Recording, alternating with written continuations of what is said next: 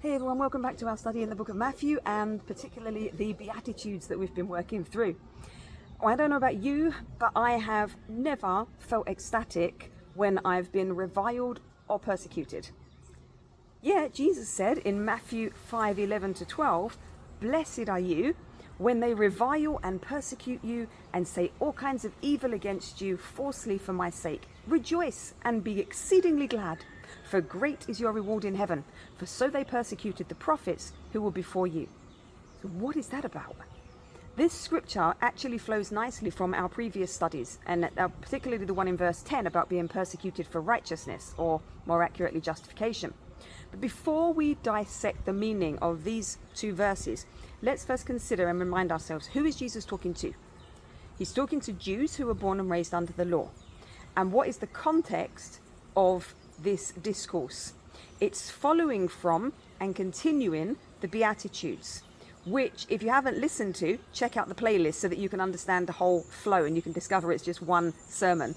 So throughout that Beatitudes sermon, Jesus has been bringing his listeners to a revelation of what salvation really is and the process of by how we enter it. So now his followers understand what it is to be under grace and to no longer be dependent on the law. However, they are still surrounded by people who are living according to the law.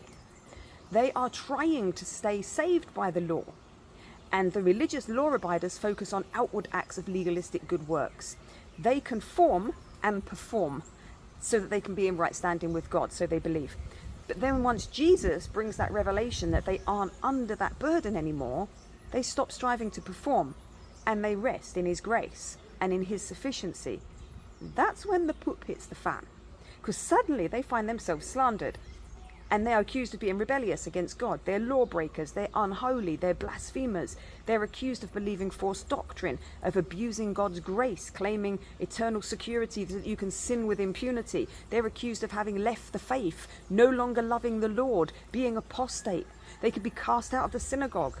They're rejected from the trade guilds that ran in the synagogue, so that means they could lose their livelihoods. They could be stoned to death for blasphemy, for speaking out about their belief that Jesus is the promised Messiah. There was a whole load of persecution and reviling going on, and there's a whole lot of evil speaking and false accusations. In fact, what they're really doing is quite the contrary. These are the people who have now understood what salvation is really about. They genuinely love God, are filled with gratitude for his grace and mercy, and they're looking to try and extend that to others, to bring other people into peace. So the text in verse 11 states that this persecution comes for Jesus' sake, but that original text actually means, or should translate, because of me, or on an account of me. So blessed are those who are reviled and persecuted because of me, or on account of me. So the persecution and the reviling and the accusations and the evil speaking are coming because of their association with Jesus. And then he goes on to instruct them to rejoice, to be cheerful, happy, well off, to celebrate, because many or much is your wages and your pay and your recompense. This is a primary word to be paid for service in heaven. For in this manner they persecuted the forerunners, or the prophets who were before you. So this is what Jesus is saying about rejoicing, because you are identifying with people who spoke the truth of God and were reviled. All the prophets have passed.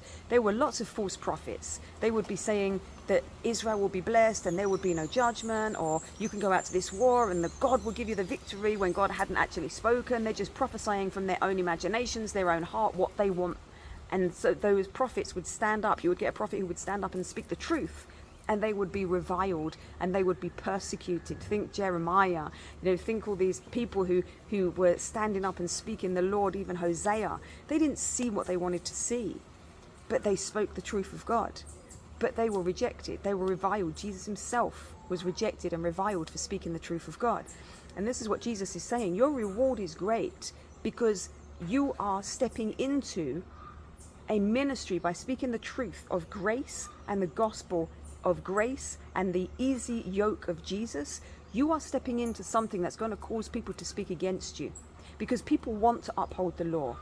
Humans really want to be able to achieve and do things in their own right. It makes us feel good when we've achieved something. And we can achieve. I'm not talking about we can't achieve. We can achieve. It's good to achieve. It's good to set goals. We need to plan. We need to set goals. But you can't set a goal to achieve salvation by your own works. It doesn't work. Nobody can fulfill the law. Nobody can be justified by the law. And scripture says that if we try to keep the law, we are duty bound to keep all of it. You can't pick and choose little bits of it. Remember, I said they're under 613 laws. Do you want to be under 613 laws? I sure don't. That's an impossible burden to carry. And that's the whole point of Jesus speaking in the Beatitudes. It's an impossible burden. Don't take it on. Take on my yoke and accept salvation by grace, because my yoke is easy and my burden is light. So this is what the scripture is talking about, being persecuted and reviled and having evil spoken about you for your association with Christ. It's when you start speaking out about grace and about salvation that comes not from your own works, but justification, being imputed with righteousness by God despite still being a sinner.